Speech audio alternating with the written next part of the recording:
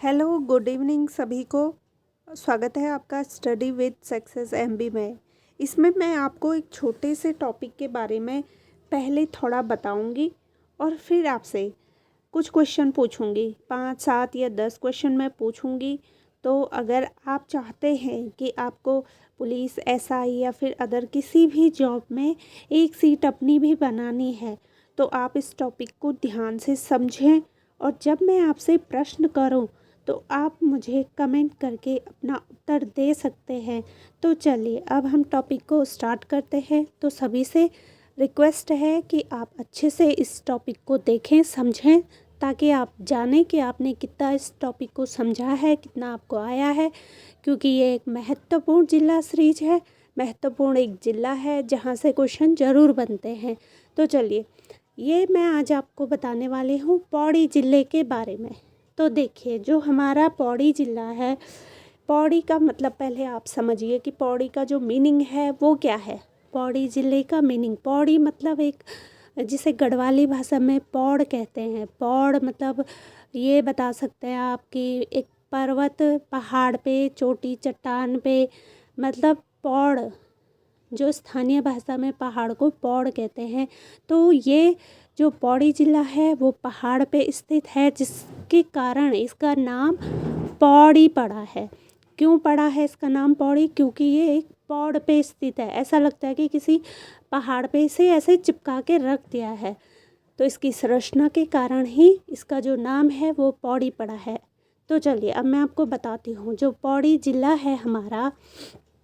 तो देखिए, पहले सबको आपको पता ही है कि हमारे गढ़वाल पे जो शासन किया था वो पहले गोरखाओं ने शासक किया था इस पे, ठीक है।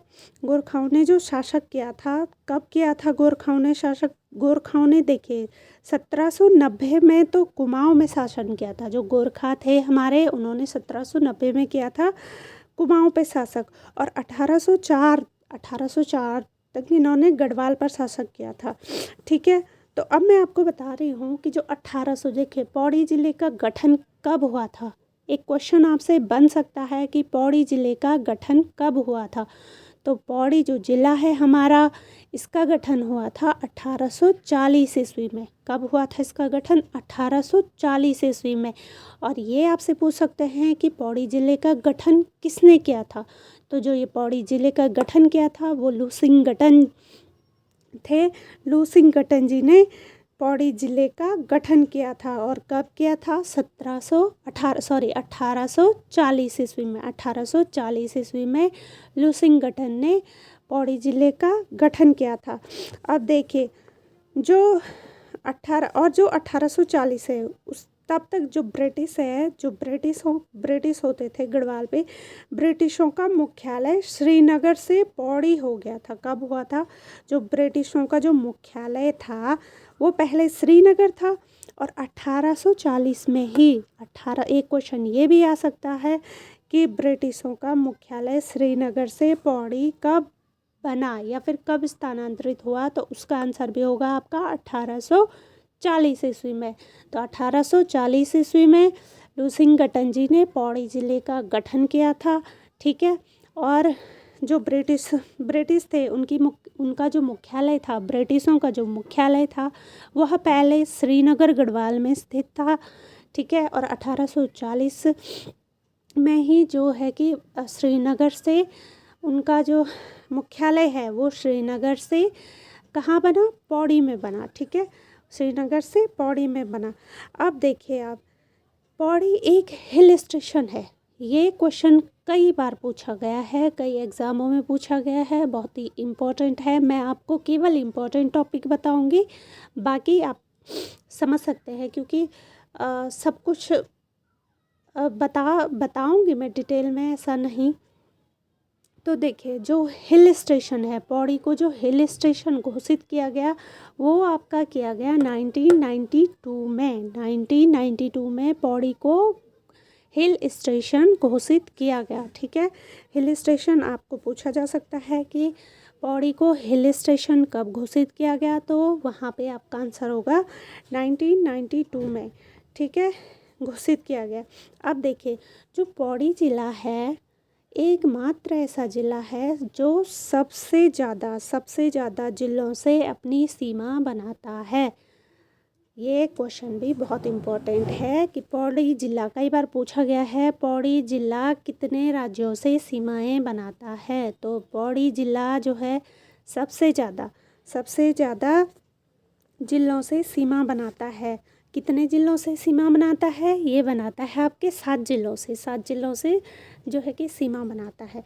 अब आपको पता होना चाहिए ये 7 ज़िले कौन कौन से हैं, ठीक है। पहले आप उस चीज़ को जानिए। देखिए, अब आपको पता है कि गढ़वाल मंडल है और कुमाऊं मंडल है। उत्तराखंड में कितने मंडल हैं? 2 मंडल हैं, एक तो गढ़वाल मंडल है और एक कुमाऊं मंडल है। तो इसमें देखिए, गढ़वाल मंडल के सबसे ज़्यादा जो राज्य हैं वो पौड़ी से जो है कि सीमा बनाते हैं। पहला क्या है? टिहरी।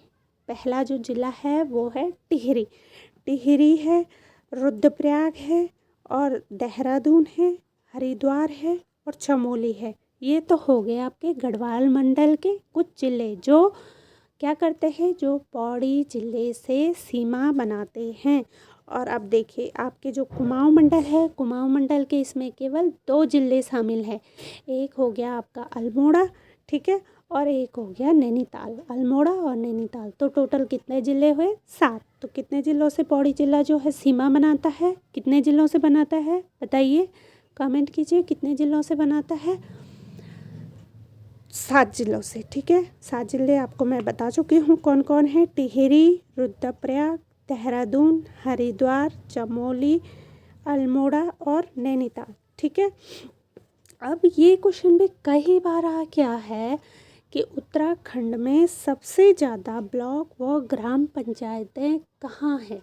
तो वो भी, उसका भी उत्तर यहीं पर है।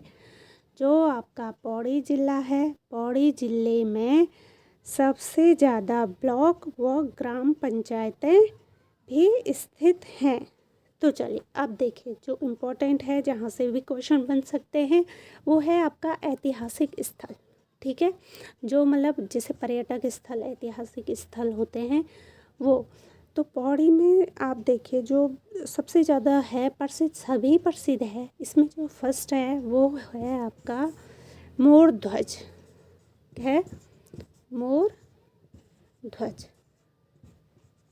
ठीक है। मोर ध्वज या मयूर ध्वज, इसे मोर ध्वज या आपका मयूर ध्वज भी इसे ही कहते हैं, ठीक है।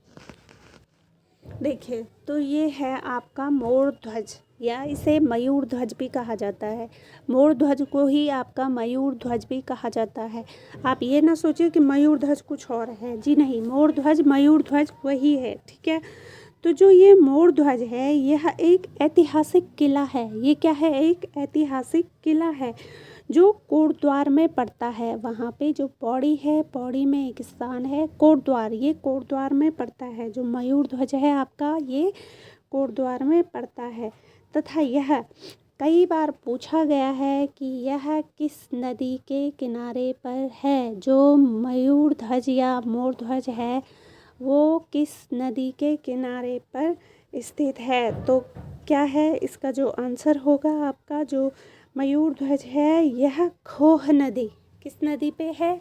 खोह नदी पे है। मयूर ध्वज आपका खोह नदी पर स्थित है। खोह नदी पर है स्थित, ठीक है। जो मयूर ध्वज है ये आपका खोह नदी पर भी स्थित है, ठीक है। खोह नदी पर स्थित है। अब क्या हुआ देखिए, 1887 1887 में यहाँ पर उत्खनन किया गया, ठीक है। जो मयूर ध्वज है, मयूर ध्वज जो कि कहाँ पे है आपका? खोह नदी पर स्थित है, खोह नदी के तट पर स्थित है। यहाँ पे आपका 1887 में उत्खनन किया गया। 1887 में क्या किया गया? उत्खनन किया गया। और यहाँ से जब उत्खनन हुआ तो यहाँ पे कुषाण कालीन मुद्राएं प्राप्त की गई। क्या प्राप्त की गई? कुषाण कालीन मुद्राएं, कुषाण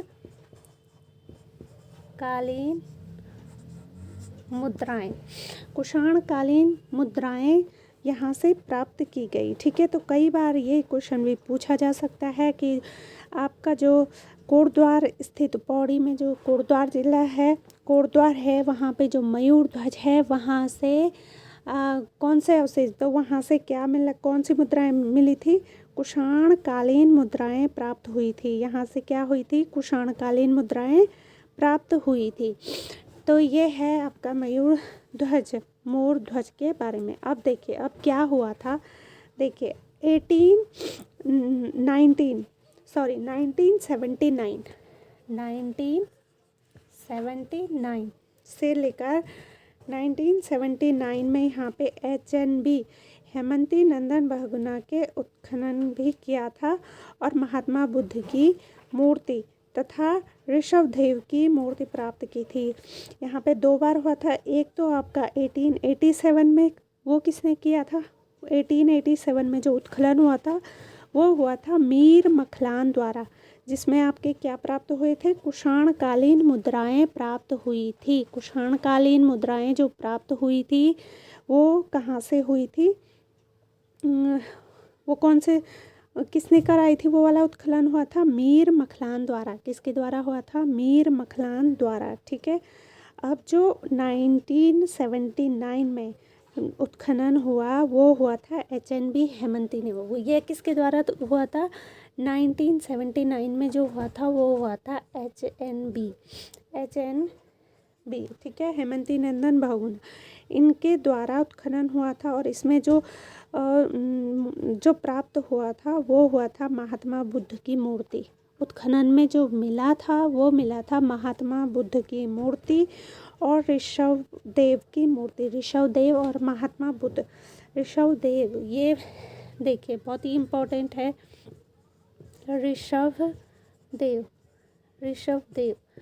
ऋषभदेव और महात्मा बुद्ध की मूर्ति। ठीक है, महात्मा बुद्ध की मूर्ति और ऋषभदेव और महात्मा बुद्ध की मूर्ति भी यहीं से हुई थी। और कब हुआ था ये उत्खनन? ये हुआ था आपका 1979 में। ठीक है, 1979 में। देखिए सब कुछ मैं बता रही हूँ आपको अच्छे से, इतने में आपको ये चीज़ें लर्न भी हो जानी चाहिए, आपको पता हो जाना चाहिए। बार बार आप देख रहे, बार बार रिपीट कर रही हो, आप सुनिए, समझिए कब क्या बता रहे हैं। ठीक है, तो ये रहा। अब इसके बाद अब देखिए जो ये मोर ध्वज है इसका एक और नाम भी है। इसका एक नाम बोला जाता है इसे मोन्यूलो। क्या कहा जाता है? मोन्यूलो से कहा जाता है,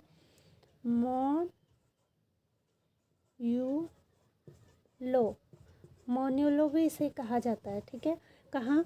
जो मोर ध्वज है इसे मोन्यूलो भी कहते हैं। और मोन्यूलो इस क्षेत्र को किसने कहा था? ये क्वेश्चन अगर आपसे पूछा गया कि मयूर ध्वज को मोन्यूलो किसके द्वारा कहा गया था, तो ह्वेनसांग। किसके द्वारा कहा गया था? ह्वेनसांग जो थे उनके द्वारा मयूर ध्वज को या फिर मोर ध्वज को मोन्यूलो भी कहा गया था। अब इसमें जो एक इम्पोर्टेंट जो है, आप उसमें कभी कंफ्यूज मत होइएगा। देखिए मोन्यूलो एक तो आपका मोर ध्वज को कहते हैं, लेकिन कहीं पे इसे अगर हरिद्वार आए तो हरिद्वार को भी मोन्यूलो कहा जाता है। ये आप बार बार सुन लीजिए, ध्यान रखिए। मोन्यूलो एक तो मयूर ध्वज, मोर ध्वज को कहा जाता है, और मोन्यूलो किसको कहा जाता है? हरिद्वार को भी कहा जाता है। ठीक है, तो आप देख लीजिएगा, आपके पास अगर ऑप्शन में है कि मोन्यूलो किसे कहा जाता है और वहाँ पे अगर पौड़ी का जो मोर ध्वज है ये नहीं इंक्लूड है तो आप वहाँ पे हरिद्वार भी ऑप्शन सही टिक मार के आ सकते हैं। ठीक है, और मोन्यूलो, मोर ध्वज को मोन्यूलो किसने कहा था? ह्वेनसांग ने कहा था। ठीक है, अब देखिए अब पौड़ी ज़िले का जो दूसरा जो सबसे प्रसिद्ध कह सकते हैं इम्पोर्टेंट जो है ऐतिहासिक स्थल अब है धारी देवी मंदिर। ठीक है, देखिए जो इम्पोर्टेंट है अब ये है पौड़ी ज़िले में ही ये पड़ता है। कई लोग इस क्वेश्चन को गलत भी करके आ जाते होंगे, ये क्योंकि रुद्रप्रयाग भी कई लोग सोचते हैं कि ये शायद रुद्रप्रयाग में आता हो, लेकिन नहीं, आपकी बुक में ये दिया गया है। मैं आपको कई सारी बुकों से कंटेंट इकट्ठा करके पढ़ा रही हूँ, तो आप देख लीजिएगा, चेक कर लीजिएगा, ठीक है। कहीं पे भी आपको कोई गलती मिले या फिर आपको लगे गलत है तो आप कमेंट करके प्लीज़ बता दीजिएगा, ठीक है। तो देखिए आप, ये है धारी देवी मंदिर, ठीक है। दूसरा जो है यहाँ पे इम्पोर्टेंट ये है आपका धारी देवी मंदिर।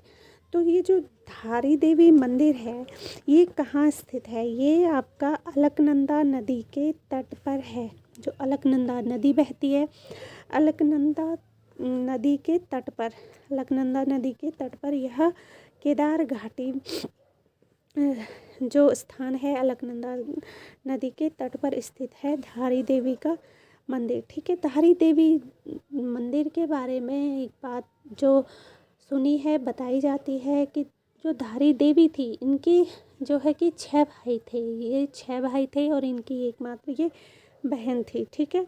6 भाइयों की एक बहन थी धारी देवी। ये इतना इम्पोर्टेंट नहीं है, लेकिन मैं आपको बता रही हूँ कि हो सकता है आजकल कुछ भी ये नहीं कह सकते कि इम्पोर्टेंट नहीं है, सब कुछ इम्पोर्टेंट है, ठीक है। तो धारी देवी मंदिर में जो धारी देवी निवास करती हैं, उनके 6 भाई थे, ये एक बहन थी। अब ये जो धारी देवी मंदिर है, ये रहस्यमयी मंदिर भी है। ये क्या है? ये रहस्यमयी मंदिर है। अब क्यों रहस्यमयी मंदिर है, इसका मैं आपको कारण बताऊंगी। धारी देवी मंदिर को रहस्यमयी मंदिर भी कहा गया है। रहस्यमयी मंदिर, रहस्यमयी मंदिर, ठीक है। रहस्यमयी मंदिर भी है। रहस्यमयी मंदिर क्यों है, देखिए मैं आपको उसके कारण भी बताती हूँ, और ये क्वेश्चन पूछा भी जा सकता है।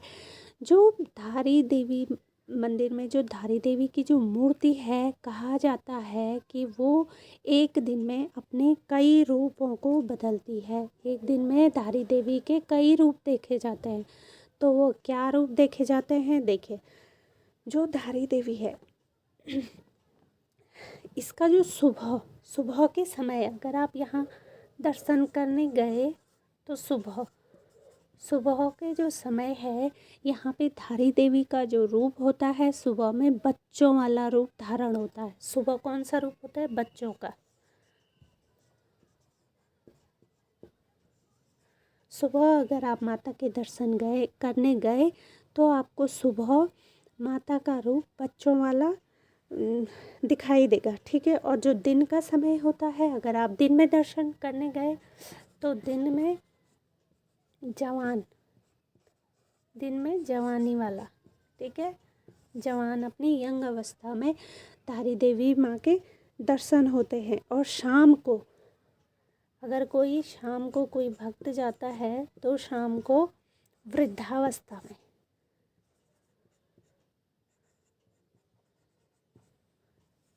ठीक है, शाम को वृद्धावस्था में। तो धारी देवी माँ के साथ देखिए 3 रूप आपको देखने को मिलते हैं। अगर आप सुबह दर्शन करने जाएं तो सुबह आपको बच्चों वाला रूप माँ का देखने को मिलेगा। अगर आप दिन में वहाँ पे दर्शन करने जाते हैं तो दिन में आपको जवान वाला रूप देखने को मिलेगा। और अगर आप शाम को जाते हैं तो शाम के समय जो माता होती है वो अपने वृद्धावस्था में अपने दर्शन देती है, भक्तों को अपने दर्शन देती है। इसीलिए इसी कारण जो है कि धारी देवी माँ को रहस्यमयी मंदिर भी कहा गया है। धारी देवी का जो मंदिर है उसे रहस्यमयी मंदिर भी इसीलिए कहा गया है क्योंकि वह एक दिन में कम से कम अपने 3 अवतारों में भक्तों को दर्शन देती है। देखिए ये सब मान्यताएं हैं और है ऐसा, हम तो मानते हैं, आप माने या फिर जो भी हो, है ना। तो इसी कारण से धारी देवी माँ को क्या कहा जाता है? रहस्यमयी मंदिर भी कहा जाता है। एक बार मैं आपको फिर बताना चाहती हूँ, पौड़ी ज़िले की जो सीरीज हम पढ़ रहे हैं उसके जो ऐतिहासिक जो स्थल हैं उसमें है धारी देवी मंदिर। धारी देवी का जो मंदिर है यह क्या है? एक रहस्यमयी मंदिर है। कई बार ये क्वेश्चन भी पूछा गया है कि उत्तराखंड का रहस्यमयी मंदिर कौन सा है, तो आपका उत्तर होगा धारी देवी का मंदिर।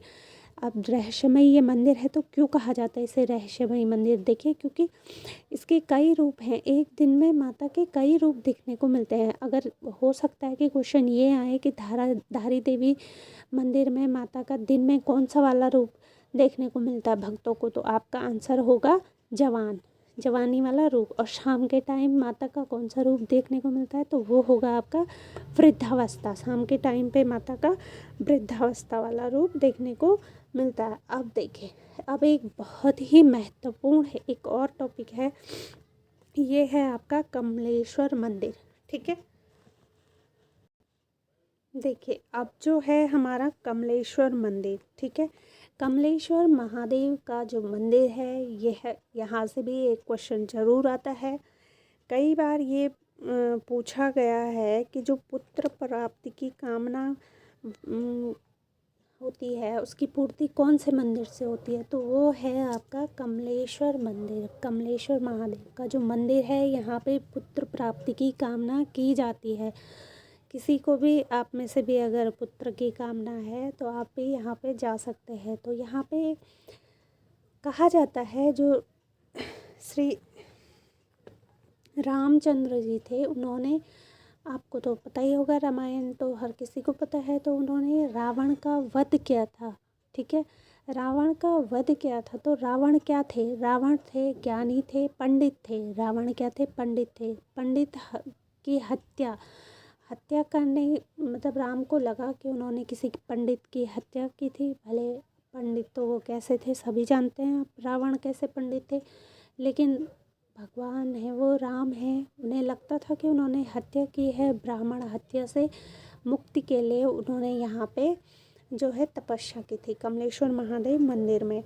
ठीक है, तो यहाँ पे जो है एक मेला लगता है, यहाँ पे बैकुंठ चतुर्दशी का मेला लगता है।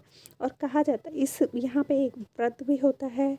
कहा जाता है कि व्रत में एक दिन पहले हाथ में दिया लेकर पुत्र प्राप्त की कामना, जो भी स्त्रियां हैं जिनको भी पुत्र चाहिए होता है, तो वो यहाँ पे एक दिन पहले, जिस दिन मेला लगता है आपका यहाँ पे बैकुंठ चतुर्दशी को, ठीक है, तो उससे एक दिन पहले जाके शाम को हाथ में दिया लेके यहाँ पे पुत्र प्राप्ति की कामना की जाती है। इसी कारण इसे पुत्र प्राप्ति मंदिर भी कहा जाता है। कई बार ये क्वेश्चन भी आ सकता है कि पुत्र प्राप्ति वाला कौन सा मंदिर है, तो वो है आपका कमलेश्वर मंदिर। कौन सा मंदिर है? कमलेश्वर मंदिर। या फिर ये भी पूछ सकते हैं कि जो ये कमलेश्वर मंदिर है ये आपका कहाँ पड़ता है, तो कहाँ पड़ता है कमलेश्वर महादेव मंदिर? ये पड़ता है, कमलेश्वर मंदिर पड़ता है आपका पौड़ी जिले में। ठीक है, अब देखिए, अब जो मोस्ट इम्पोर्टेंट एक और टॉपिक है लैंसी टाउन। ठीक है, ये है आपका लेंस डाउन। ठीक है, लेंस टाउन। अब लेंस डाउन जो है, लेंस डाउन थे तो सितंबर 1919 में लेंस डाउन वायसराय थे। इसी के नाम पर जो है कि यहाँ का नाम लेंसडाउन पड़ा है। किसके नाम पर पड़ा है? लेंसडाउन वायसराय थे यहाँ पे, उनका नाम था लेंसडाउन, तो उन्हीं के नाम पे यहाँ का नाम रखा गया लेंसी टाउन। ठीक है, अच्छा, इसका जो पुराना जो नाम है, लेंसडाउन का जो पुराना नाम है वो है कोलंका डांडा। कालोंका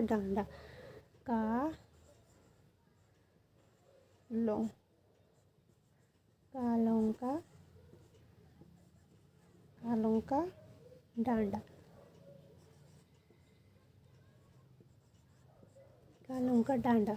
ठीक है, इसका नाम है कालों का डांडा। तो ये जो नाम है कालों का डांडा, ये 1890 से पहले कहते थे इसे कालों का डांडा। कब से कहते थे? 1890 से पहले। 1890 से पहले अगर पूछें कि लेंसडाउन का नाम क्या था, तो लेंसडाउन का नाम 1890 से पहले था कालोंका डांडा। ठीक है, अब या तो ऐसे भी आयोग पूछ सकता है आपसे प्रश्न कि कालोंका डांडा नाम कब बदलकर लेंसडाउन किया गया, तो आप इससे दोनों तरफ से आंसर दे सकते हैं कि 1890 1890 1890 में इसे क्या नाम दिया गया, लैंसडाउन, बदल कर कानों का डांडा बदल कर इसे लैंसडाउन कहा गया। अब देखिए अब क्या हुआ कि जो यहाँ पे एक वो है गढ़वाल राइफल का हेडक्वार्टर भी है, वो भी लैंसडाउन में ही है। ठीक है, गढ़वाल राइफल का जो हेडक्वार्टर है वो कहाँ पे है, वो भी आपका लैंसडाउन में ही है। ठीक है, तो ये क्वेश्चन भी पूछ सकते हैं कि लैंसडाउन में गढ़वाल राइफल का हेडक्वार्टर कब बना, तो ये आपका आंसर होगा 4 नवंबर 4 नवंबर। ठीक है, 4 नवंबर 1887 1887 1887। ठीक है, 1887 4 नवंबर 1887 को लैंसडाउन में गढ़वाल राइफल का क्या बना था, हेडक्वार्टर क्या बना था, ये देखिए ये बना था आपका हेडक्वार्टर बना था। ठीक है, हेडक्वार्टर बना था 4 नवंबर 1887 में, यहाँ पे क्या बना था, हेडक्वार्टर बना था। ठीक है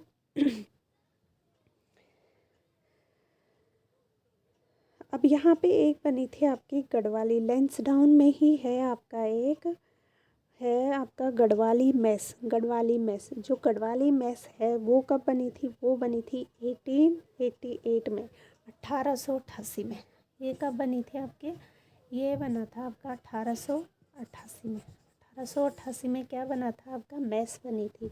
क्या बनी थी, मेस होती है सॉरी, तो ये गढ़वाली जो मेस बनी थी वो बनी थी आपके 1888 में। ठीक है, अब देखिए अब आपको मैंने अभी जितने भी टॉपिक जो भी पढ़ाए, अभी मैं फ़िलहाल इतना ही, आप आज की डेट में आज आप इतना ही देखिए, इतना ही पढ़िए। अब मैं आपसे इसी टॉपिक पे कुछ क्वेश्चन पूछ रही हूँ, आप फटाफट कमेंट बॉक्स में कमेंट करके अपने आंसर दे सकते हैं। देखिए कमेंट करके क्यों आंसर देना है, देखिए अगर आप मैं आपसे कुछ क्वेश्चन पूछ रही हूँ, अगर आपको आता है तो भी आप कमेंट कीजिए, नहीं भी आता है तो जो आपको लगता है कि आपने जो भी सुना अभी तक जितना भी पढ़ा, जो आपको आंसर लग रहा है वो आप लिखिए, क्योंकि उससे लिखने से क्या होता है, अगर हमें अभी नहीं भी आया, ठीक है, अगर आपने गलत भी कर दिया कमेंट, बाद में आपने देखा कि नहीं ये गलत था, सही क्या है आपको पता चला, तो इसके बाद आप जब भी उस प्रश्न आपके सामने आएगा, जब भी पेपर में आपके सामने वो क्वेश्चन आएगा, तो आप उसे कभी भी गलत नहीं करोगे। क्योंकि अब होता है ना हम लोगों में कि कोई चीज़ कमेंट करिए तो हम उसे भूलते नहीं हैं, भाई उसने हम पे ये कमेंट कर दिया, तो हम उस चीज़ को ध्यान रखते हैं, याद रखते हैं। तो इसीलिए मैं आपसे कुछ क्वेश्चन पूछ रही हूँ, आप फटाफट उसके आंसर दीजिएगा। ठीक है, देखिए पहला क्वेश्चन नोट कीजिएगा। पहला क्वेश्चन है, गोरखाओं ने गढ़वाल पर शासक कब किया। जो गोरखा है, गोरखाओं ने गढ़वाल पर कब शासक किया। मैंने आपको पहले ही बताया था कि गोरखाओं ने गढ़वाल पर और कुमाऊं पर कब शासक किया। तो अब आप इसका आंसर भेजिए कि गोरखाओं ने गढ़वाल पर कब शासक किया था। ठीक है, जल्दी जल्दी। दूसरा क्वेश्चन, ब्रिटिशों का मुख्यालय श्रीनगर से पौड़ी कब स्थापित हुआ। ब्रिटिशों का मुख्यालय श्रीनगर से पौड़ी कब स्थापित हुआ। ठीक है, क्वेश्चन नंबर 2। अब है क्वेश्चन नंबर 3। प्रश्न संख्या 3 है, पौड़ी को हिल स्टेशन कब घोषित किया गया। पौड़ी को हिल स्टेशन कब घोषित किया गया। गुड, हाँ सभी अपने आंसर दीजिए। 4th क्वेश्चन है, पौड़ी कितने जिलों से अपनी सीमा बनाता है। पौड़ी कितने जिलों से अपनी सीमा बनाता है। 5वां क्वेश्चन बहुत ही महत्वपूर्ण क्वेश्चन है, देखते हैं आपने कितना पढ़ा, कितना समझा, कितना याद करा। 5वां क्वेश्चन है, मोर ध्वज या मयूर ध्वज ऐतिहासिक किला किस नदी के किनारे स्थित है? ठीक है। क्वेश्चन नंबर 6वां है, धारी देवी के मंदिर में सुबह के समय पर देवी का कौन सा रूप दिखाई देता है? ठीक है। क्वेश्चन नंबर 7 है, कमलेश्वर मंदिर में किस कामना की प्राप्ति होती है? मतलब हम उस मंदिर में क्या मन्नत लेके जाते हैं, कौन सी मनोकामना हमारी पूर्ण होती है कमलेश्वर मंदिर में। अब लास्ट क्वेश्चन है, लैंसडाउन में गढ़वाल राइफल का हेडक्वार्टर कब बनाया गया? लैंसडाउन में गढ़वाल राइफल्स का हेडक्वार्टर कब बनाया गया? ठीक है। तो देख लीजिए आप कितने गहरे पानी में हैं, कितना आप अच्छे पानी में हो, कितना आपने पढ़ा है, कितनी आपकी तैयारी चल रही है। आप एसआई बनने के लायक हैं भी कि नहीं, पटवारी बनने के लायक हैं कि नहीं, फॉरेस्ट गार्ड या फिर पुलिस कांस्टेबल जो भी है, आप खुद देखिए कि आपको इसमें से कितने क्वेश्चन आए, कितने आप कर पाए, कितने नहीं, कितने के आप आंसर दे पाए। ठीक है। आप मेरे साथ यूँ ही जुड़े रहें, बने रहें, चैनल को सब्सक्राइब ज़रूर करें ताकि आगे मैं आपसे जो भी टॉपिक लेके आऊँ, जो भी प्रश्न पूछूँ, आप तक मेरी नोटिफिकेशन पहुँच जाए। ठीक है। तो चलिए, जो इन क्वेश्चनों के आंसर जानते हैं वो वेरी गुड है, जो नहीं जानते कोई बात नहीं। ठीक है। आप देखिए, याद कीजिए। तो जो पहला क्वेश्चन मैंने आपसे पूछा था कि गोरखाओं ने गढ़वाल पर शासन कब किया, इसका उत्तर है 1804 में। कब किया था? 1804 में। दूसरा क्वेश्चन था, ब्रिटिशों का मुख्यालय श्रीनगर से पौड़ी कब स्थापित हुआ? तो ये हुआ था आपका 1840 में। ये भी हुआ था 1840 में। ठीक है। तीसरा था, पौड़ी को हिल स्टेशन कब घोषित किया गया? तो इसका उत्तर है आपका 1992 1992 में पौड़ी को हिल स्टेशन घोषित किया गया। ठीक है। फोर्थ है, पौड़ी कितने जिलों से ठीक है, ये ध्यान रखिएगा, पौड़ी कितने जिलों से अपनी सीमा बनाता है? इसका उत्तर है 7 जिलों से। पांचवा क्वेश्चन था, मोर ध्वज या मयूर ध्वज का ऐतिहासिक किला किस नदी के किनारे स्थित है? तो ये है आपका खोह नदी के किनारे। धारी देवी मंदिर में सुबह के समय देवी का कौन सा रूप दिखाई देता है? तो इसका उत्तर है बच्चों वाला रूप। ठीक है। 7वां क्वेश्चन है, कमलेश्वर मंदिर में किस कामना की प्राप्ति होती है? इसका उत्तर है पुत्र की प्राप्ति, पुत्र की कामना की प्राप्ति होती है।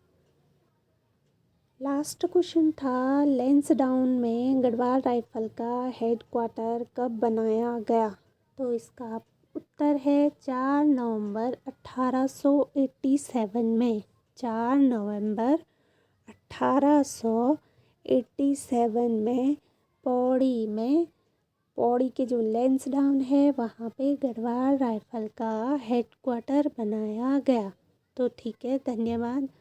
सभी को शुभकामनाएं। भगवान करे आप सभी की मनोकामनाएं पूर्ण हो। आप जल्दी आपको एक सीट, एक पोस्ट मिल जाए जिसमें आप चाहते हैं, तो उसके लिए आपको लगन से पढ़ाई करनी होगी। ठीक है। आप हमारे साथ यूं ही बने रहें। धन्यवाद। शुभ रात्रि।